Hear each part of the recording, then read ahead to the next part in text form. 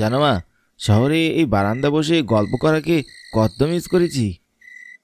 শহরের পরিবেশ আর গ্রামের পরিবেশ একদম আলাদা, আকাশ পাতাল তফাৎ। তা তো হবেই রে বাবা।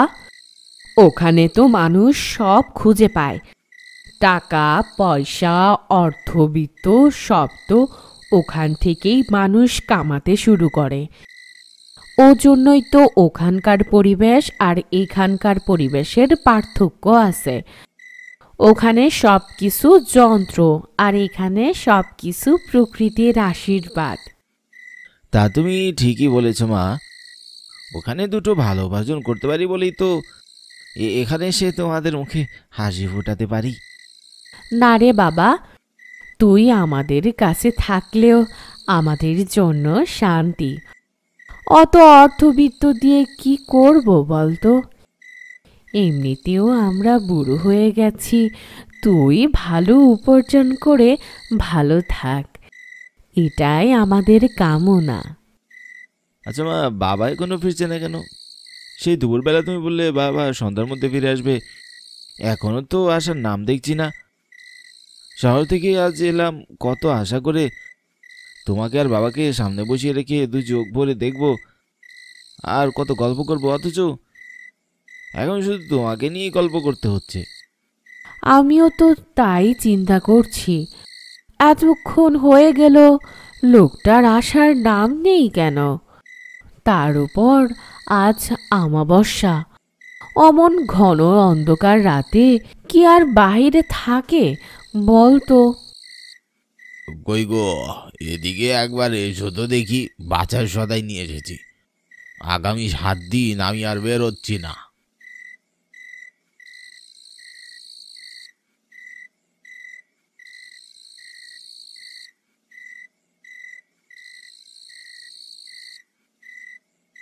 এতক্ষণে তোমার আসার সময় হলো? তুমি বুঝি ভুলে গেছো আজ অমাবস্যার রাত? আরে না গো না, এজন্যই তো এত তাড়াতাড়ি করে বাড়ি ফিরলাম। দেখছো না কেমন হাঁপিয়ে যাচ্ছি। আচ্ছা ঠিক আছে, এসো এসো, ভেতরে এসো। দেখো কে এসেছে। খোকা এসেছে গো, খোকা আজ শহর থেকে এসেছে। তাই নাকি?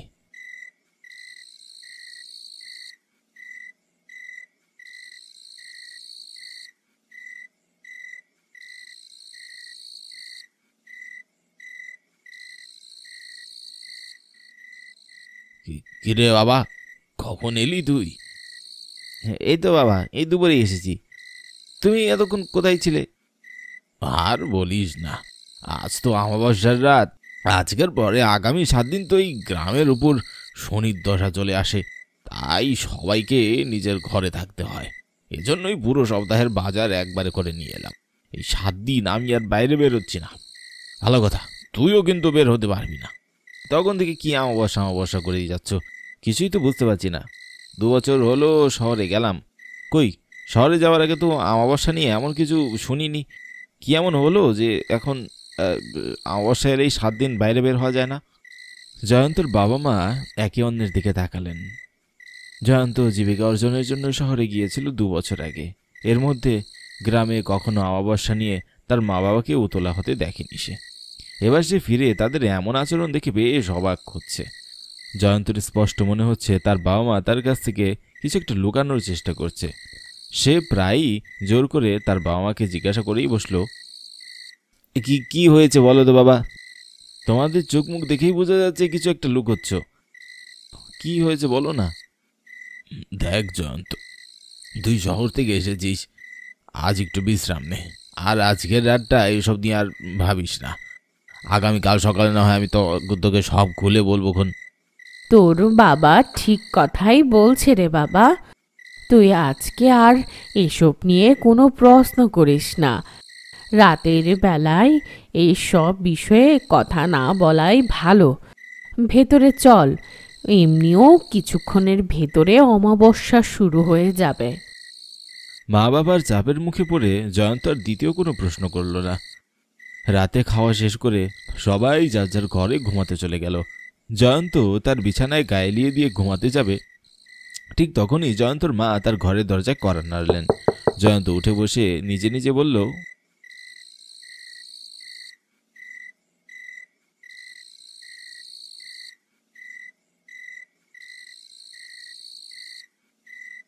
ও মা, তুমি? হ্যাঁ, তোকে দুটা কথা বলতে এসেছি বাবা। হ্যাঁ মা, বলো। আর তুমি বাইরে দাঁড়িয়ে আছো কেন? ভিতরে এসো।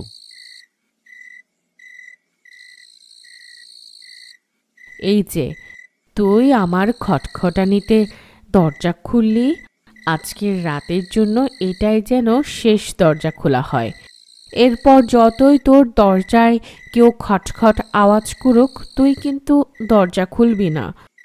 এমনও হতে পারে কেউ আমার বা তোর বাবার কণ্ঠে তোকে ডাকছে, তবুও কিন্তু দরজা একদমই খুলবি না। মানে কি বলছো? আমি তো কিছুই বুঝতে পারছি না। তোমার বা বাবার কণ্ঠে কেউ কেন আমার দরজায় কড়া নাড়বে? তুই 2 বছর পরে গ্রামে এসেছিস, তাই এখন অনেক কিছুর পরিবর্তন দেখতে পাবি। আর আগামীকাল সকালে তোর বাবা তোকে সব কিছু খুলে বলবে। আমি আজ রাতে তোকে শুধু এই একটা ব্যাপারে সাবধান করতে এসেছি, আর যা যা নিষেধ করব তাই তাই মেনে চলবে। আচ্ছা ঠিক আছে, তুমি বলো। দ্বিতীয় কথা হলো, রাতের বেলা ভুলক্রমেও জানালা দিয়ে পুকুরের পাড়ে তাকাবে না। আর যদি ভুলবশত চোখ পড়েও যায়, তাহলেও সেখানে কোনো কিছু দেখলেও কৌতূহলবশত ঘর ছেড়ে বের হবে না। কেমন? ব্যাস, এতটুকুই ছিল আমাদের আদেশ। এখন ভালো ছেলের মতো দরজা লাগিয়ে শুয়ে পড়তো বাবা। আমি এখানে জল আর জলের গ্লাস রেখে যাচ্ছি। যদি জল তেষ্টা পায় তাহলে এখান থেকে খাবি, বের হওয়ার কোনো প্রয়োজন নেই। কথাগুলো শেষ করে জয়ন্তর মা তার ঘর থেকে বেরিয়ে গেলেন।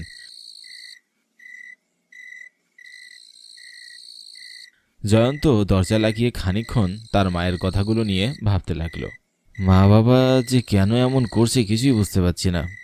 2 বছর আগে কত সুন্দর স্বাধীনভাবে গ্রামে চলাফেরা করতাম, যা খুশি তাই করতাম, অথচ আজ কেমন সবকিছু থেমে গেছে। আচ্ছা, মা ওই পুকুর পাড়ে আমাকে তাকাতে নিষেধ করলেন কেন? আর রাতের বেলা আমার দরজায় কড়া নাড়বেই বা কে? আচ্ছা যাই হোক, এখন বেশ ক্লান্ত লাগছে, ঘুমিয়ে পড়ি। জয়ন্ত ঘুমাতে চলে গেল।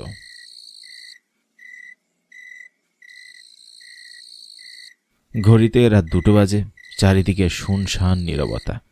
জয়ন্তের মা বাবা তাদের নিজেদের ঘরে ঘুমিয়ে আছেন। জয়ন্ত নিজেও অঘরে ঘুমাচ্ছে। হঠাৎ জয়ন্তর ঘরে জানালা বেয়ে এক ঐশ্বরিক আলো ফিনকি দিয়ে আসতে শুরু করলো। আলোর রেখা দেখে জয়ন্তর ঘুম ভেঙে গেল। সে বিছানায় উঠে বসে অবাক হয়ে আলোর দিকে তাকিয়ে বলল, কি অদ্ভুত ব্যাপার! এই আলো কোথা থেকে আসলো? আর এত রাতে বাইরে কে আছে যে আমার ঘরের দিকে আলো ছুটছে? জানালা দিয়ে একবার দেখি নাকি কোথা থেকে আলোটা আসছে। না না না, মা আমাকে বাইরে যেতে মানা করেছিলেন। যেখান থেকে আসুক না কেন, আমার বাইরে যাওয়া ঠিক হবে না।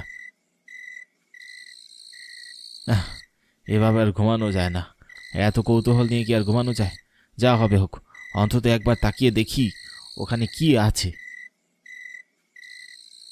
মায়ের নির্দেশ উপেক্ষা করে জয়ন্ত জানালা দিয়ে বাইরে তাকাতেই দেখতে পেল বাইরে ঘোর অন্ধকারের মধ্যেও তাদের বাড়ি সংলগ্ন পুকুর পাড় থেকে একটি আলোর রেখা তার ঘরের দিকে ছুটে আসছে।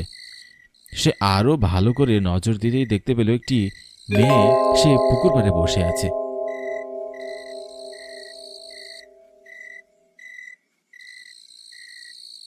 আরে অদ্ভুত তো, এত রাতে একটা মেয়ে পুকুর পাড়ে কি করছে? আর অমাবস্যার রাতে তো সবাই যার যার ঘরে বন্দি অবস্থায় থাকে, তাহলে এই মেয়ে এখানে কি করছে? নিশ্চয়ই সে তার বাড়ি থেকে পালিয়ে এসেছে।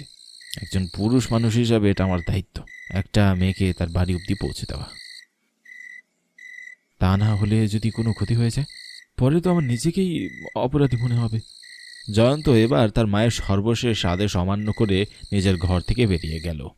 সেই ওই আলোর রেখা ধরে ধীরে ধীরে পুকুর পাড়ে এগিয়ে গেল। বাড়ি থেকে পুকুর পাড় অব্দি যাওয়ার সময়টুকু জয়ন্তর মনে হলো কেউ তাকে বারবার বাধা দেওয়ার চেষ্টা করছে। এক অশরীরী শক্তি যেন তাকে মেয়েটার কাছের দিকে এগিয়ে যেতে বাধা দিচ্ছে। সে মেয়েটাকে পিছন থেকে বলল,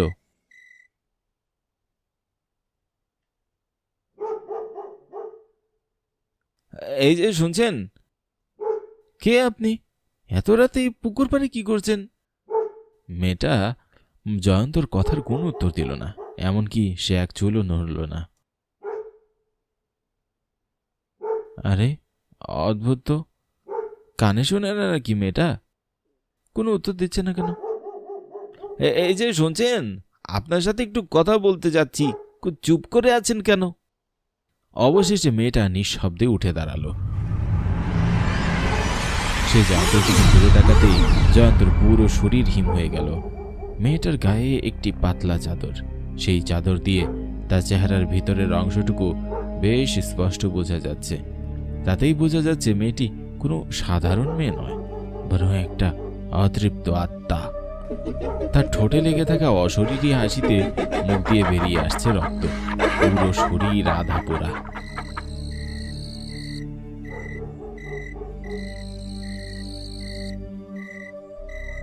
মেয়েটা ধীরে ধীরে জয়ন্তর দিকে এক হাত বাড়িয়ে দিতেই জয়ন্ত চিৎকার করে জ্ঞান হারালো। পরদিন সকালে জয়ন্তর বাবা মা তার ঘরের দরজা খোলা দেখে বেশ চিন্তিত হয়ে গেলেন। তারা দেরি না করে দ্রুত ছুটে গেলেন পুকুর পাড়ে।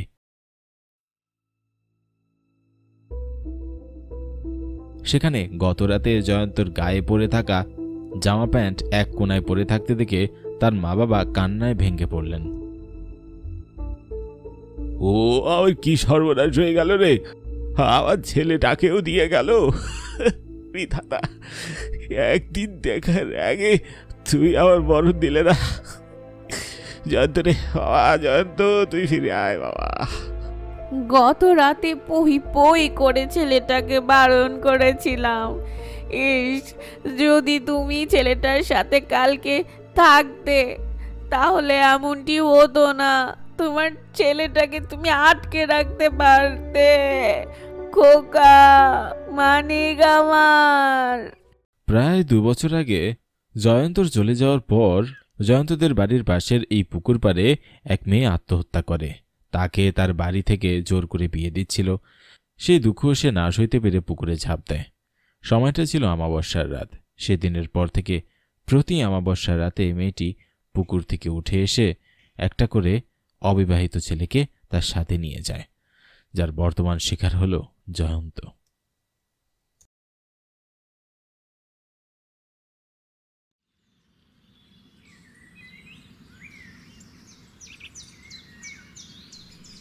নিতাই, দাঁড়া।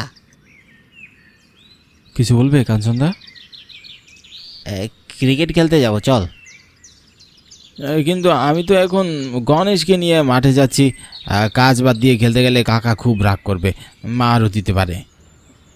এই কিছু হবে না, চল তো। না কাঞ্চনদা, কাকা আমাকে অনেক কঠিন শাস্তি দিবে, আমি যাই। দাঁড়া, তোর শাস্তির ব্যবস্থা করছি। আমার কথা না শোনার ফল তুই আজ রাতে পাবি। গণেশের গলায় দড়ি ধরে নিতাই তাকে গ্রামের পথ দিয়ে হাঁটিয়ে নিয়ে যায়। কাঞ্চনের কথা না শোনায় খারাপও লেগেছে তার, কিন্তু এছাড়া আর কোনো উপায়ও যে নেই।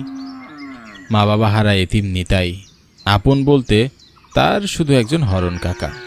তার বাড়িতে কাজের বিনিময়ে দুবেলা দুমুঠো সে খেতে পায়। পড়ালেখার অনেক ইচ্ছা ছিল নিতাইয়ের, কিন্তু কাকা তাকে পড়ালেখা করতে দিতে রাজি হননি। যদি পড়ালেখা করে তার বাড়ি থেকে চলে যায় তখন বাড়ির এত কাজ সামলাবে কে? এই ভয়ে তাকে স্কুলে কখনো পাঠায়নি তার কাকা। কিন্তু এদিকে তার ছেলে কাঞ্চনকে ঠিকই পড়ালেখার সুযোগ দিয়েছে, কিন্তু কাঞ্চন ঠিকমতো পড়ালেখা না করে গ্রামের বখাটেদের সাথে তাস খেলে রাত দিন কাটায়। মা বাবার কথা মনে পড়ায় চোখ ভিজে আসে নিতাইয়ের। তারা বেঁচে থাকলে তাকে আজ লেখাপড়া করার সুযোগ দিত, অনেক আদর পেত। কেন মা বাবা এত তাড়াতাড়ি মারা যায় নিতাইয়ের? তার মনটাই কেঁদে ওঠে। একমাত্র গণেশই তার মনের কথা বুঝে।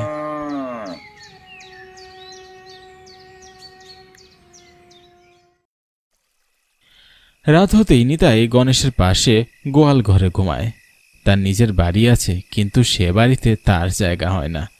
নিতাই গোয়াল ঘরে ঘুমাতে ঘুমাতে অভ্যস্ত হয়ে গেছে, তার সাথী মশা ও গণেশ। সারাদিন অনেক খাটুনি করেছে নিতাই, আর তাই শোয়া মাত্রই সে ঘুমিয়ে পড়ে। আর তখনই আসে কাঞ্চন। খুবই ধীরে ধীরে গোয়াল ঘরে ঢুকে গণেশের দড়ি ধরে টেনে নিয়ে যায়। বেচারা গণেশও ঘুমিয়েছিল, কিন্তু সে বুঝতে পেরে হাম্বা ডাক ডেকেছে ঠিকই, কিন্তু ক্লান্ত নিতাই কিছুই শুনতে পায়নি।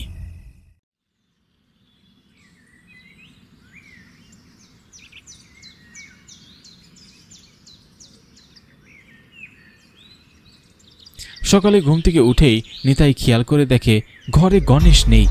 মাথায় তার আকাশ ভেঙে পড়ে। গণেশকে সব জায়গায় খুঁজেও কোথাও খুঁজে পাওয়া যায়নি। এদিকে নিতাইয়ের কাকা হরণ ও তার ছেলে কাঞ্চন ব্যাপারটা বুঝতে পেরে তাকে মারধর করতে থাকে। এইভাবে কাজী ফাঁকি দিচ্ছিস হতচ্ছাড়া? রাতে তোকে গণেশকে পাহারা দিতে বলেছি, আর তুই পাহারা না দিয়ে ঘুমিয়েছিস। তোর জন্য আমার আজকে অনেক লোকসান হয়ে গেল। বল, আমার গরু কোথায় রেখেছিস? আমি সত্যি বলছি কাকা, আমি কিছু জানি না। তুই জানিস না মানে? বাবা, আমার তো মনে হয় গরুটা ও কোনো হাটে বেচে দিয়েছে। তাই হবে, দুধ কলা দিয়ে এতদিন কাল সব পুষেছি। বুঝতে পেরেছি, বাপের জমি জায়গা দেয়নি বলে আমার ক্ষতি করার চেষ্টা করছিলে। না কাকা, আমি এমনটা করতে পারি না। আমার মন আমার দিব্যি কেটে আমি বলছি। চুরি করে আবার দিব্যি কাটা হচ্ছে হতচ্ছাড়া? পেটালেই তবেই তুই স্বীকার করবি। মেরো না, আমি কিছু করিনি। ও কাকা, আমায় মেরো না।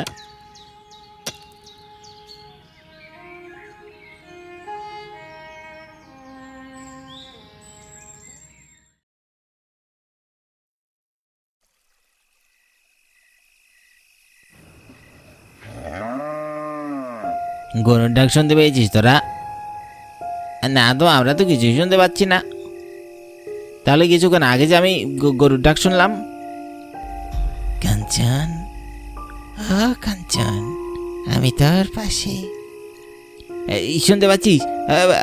আমার নাম ধরে কেউ ডাকছে। আরে না তো, কিছুই তো শুনতে পাচ্ছি না। কাঞ্চনের বুক কেঁপে ওঠে। এদিকে গণেশকে বিক্রি করে যা টাকা পেয়েছে সব হারাতে বসেছে। সব মিলিয়ে তার মেজাজ অত্যন্ত খারাপ। দেখ, আজ আর খেলবই না, শরীরটা ভালোই লাগছে না। আর খেলে কি করবি? সবই তো হারলি। তাহলে চল, আমরা যাই এবার। রমেশ ও সমরেশ বাড়ির পথে হাঁটে। তারা দুজনে ভাই। কাঞ্চনের ইচ্ছা করছে রমেশ ও সরেশকে ডাক দিয়ে বলতে, যেন তারা তাকে বাড়ি পৌঁছে দিয়ে আসে। কিন্তু এমনটা বললে তারা কাঞ্চনকে নিয়ে হাসাহাসি করবে, আর তাই কাঞ্চন তাদের কিছুই জানায় না। নিস্তব্ধ অন্ধকার রাত, ঝিঝি পোকাদের ঝিঝি শব্দ, এসব শুনে কাঞ্চন ভয় কেঁপে ওঠে। তার স্পষ্ট খেয়াল হয়েছে প্রথমে গরুর ডাক ও পরে তার নিজের নাম ধরে কেউ ডেকেছে। কাঞ্চন ভয়ে বাড়ির পথে পা বাড়ায়।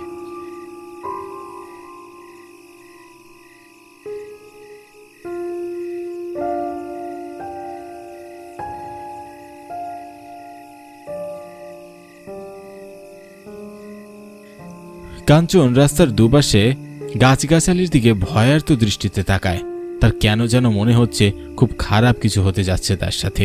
নিজের মনকে কোনোভাবেই সে শান্ত করতে পারছে না।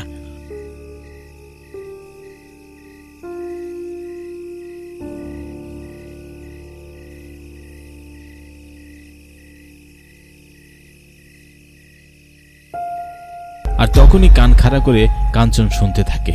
পিছনে গরু দৌড়ে আসে। কাঞ্চন চট করে পিছনে ফিরে তাকায়, কিন্তু কি আশ্চর্য, পিছনে কেউ নেই। জনমানব শূন্য রাস্তা, তার দিকেই যেন তাকিয়ে আছে। শব্দটাও শোনা যাচ্ছে না আর। কাঞ্চন ভয় থরথর করে কাঁপতে থাকে, মনে মনে ভগবানের নাম জপতে থাকে। কিন্তু তারপরই সে তাদের গরুর ডাক শুনতে পায়। থমকে দাঁড়িয়ে পিছনে ফিরে তাকায়, কিন্তু না, কেউ নেই। এ তো আমাদের গরু গণেশের ডাক, কিন্তু গণেশকে তো কালি বিক্রি করে দিয়েছি। আজ যে টাকা দিয়ে টাচ খেলছি। রাস্তার মাঝখানে ভয়ার্ত দৃষ্টি নিয়ে তাকিয়ে আছে কাঞ্চন। তার চোখে ভয় ও বিস্ময় ফুটে উঠেছে। কাল রাতে সে গোয়ালঘর থেকে গরু চুরি করে বিক্রি করে দেয়। যে গরু কিনেছে সে এতক্ষণে গরু নিয়ে জয়দেবপুর চলে গেছে। তাহলে এখন কার ডাক শুনল? অন্য গ্রামের গরু নাকি? ছাড়া পেয়ে এদিকটায় চলে এসেছে হয়তো। কিছুতেই কিছু মিলাতে পারছে না কাঞ্চন। হঠাৎ রাস্তার মাঝখানে নিতাইকে দাঁড়িয়ে থাকতে দেখে কাঞ্চনের চোখ কপালে উঠে যায়। নিতাই তার দিকে এগিয়ে আসছে। হঠাৎ নিতাই কোথা থেকে এলো? এতক্ষণ তো তাকে দেখেনি। তাহলে কি নিতাই তাকে এতক্ষণ ধরে ভয় দেখাচ্ছিল? কিরে গরুচোর, তুই এখানে কি করছিস বে? তুই কি আমাকে ভয় দেখাচ্ছিলে? যদি দেখিয়ে থাকিস তাহলে কোনো লাভ নেই, আমি ভয় পাই না। কাঞ্চনের কথায় নিতাই প্রচন্ড ভয়ঙ্কর ভাবে খেপে ওঠে। আজ তুই ভয় পেতে বাধ্য। তুই কি ভেবেছিস তুই গণেশকে চুরি করে আমার দোষ দিয়ে আমাকে মার খাইয়ে পার পেয়ে যাবি? তা আমি হতে দেব না। তুই যা করেছিস তার ফল তুই পাবি। মানে কি বলতে চাইছিস? আমি কেন গণেশকে চুরি করব? আর তুই চুরি করেছিস, তুই চোর। আমাকে মার খাওয়িয়েছিস, তাতে আমার কোনো রাগ নেই। তুই আমার একমাত্র সাথী গণেশকে বিক্রি করে দিয়েছিস। তোকে আমি ছাড়ব না। কি করবি তুই? হ্যাঁ, মেরে ফেলবো তোকে, আমি মেরে ফেলবো। মানে কি বলছিস কি বে তুই? ওই গাছের উপরে দেখ। নিতাই একটা বড় বটগাছের দিকে আঙ্গুল ইশারা করে। বটগাছের উপরে নিতাইয়ের নিথর দেহ ঝুলে আছে, আর তার পাশে গণেশ।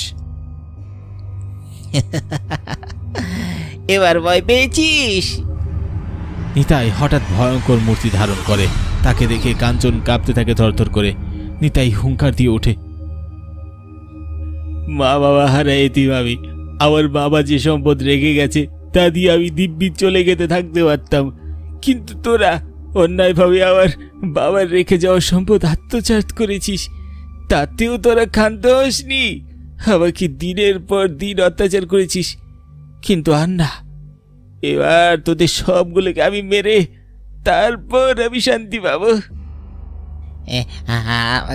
আমাকে ছেড়ে দিয়ে নিতে, আমার বড্ড ভুল হয়ে গেছে, ক্ষমা করে দে। তোর কোনো ক্ষমা নেই গণেশ, তোর প্রতিশোধ তুই নিয়ে নেয়। নিতাইয়ের এক ডাকে গণেশ দৌড়ে আসতে থাকে। কাঞ্চন চোখ বড় বড় করে তাকিয়ে কাঁপছে। এক্ষুনি গণেশ তার শিং দিয়ে তার শরীর ছিন্ন ভিন্ন করে দিবে। কাঞ্চন চিৎকার দিয়ে দৌড়াতে থাকে, কিন্তু মাটির সাথে যেন তার পা আটকে গেছে, কিছুতেই নড়াতে পারছে না। সব শক্তি দিয়ে চেষ্টা করার পরও কাঞ্চন আর আগাতে পারে না। গণেশের দৌড়ের সাথে কাঞ্চন কখনোই পারবে না। কাঞ্চন রাস্তায় পড়ে গিয়ে গণেশের দিকে তাকিয়ে হ্যাঁচড়াতে থাকে। গণেশ তার ধারালো শিং দিয়ে কাঞ্চনের পেটে ঢুকিয়ে দেয়। নিতাইয়ের চোখ জল করে ওঠে।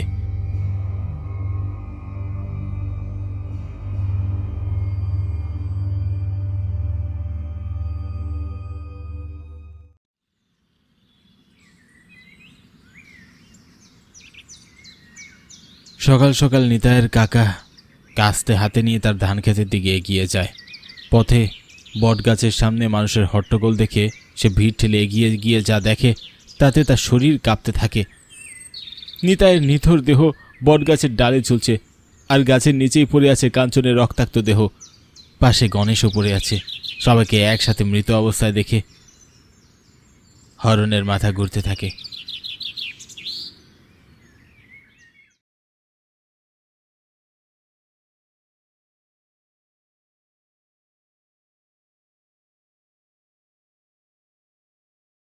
গ্রামবাসীরা আরও একটা মৃত লাশ ঝুলতে দেখে বটগাছের ঠিক সামনে। নিতাইয়ের কাকা হরণ গাছের ডালে ফাঁস নিয়ে ঝুলছে। গ্রামবাসীরা মনে করে একসাথে সকলকে হারিয়ে হরণ হয়তো গলায় দড়ি দিয়েছে, কিন্তু সত্যটা তো এটা, হরণ তার নিজের ভুল বুঝতে পেরে গলায় দড়ি দেয়। নিতাইয়ের সাথে করা অন্যায় তাকে কুরে কুরে খাচ্ছিল।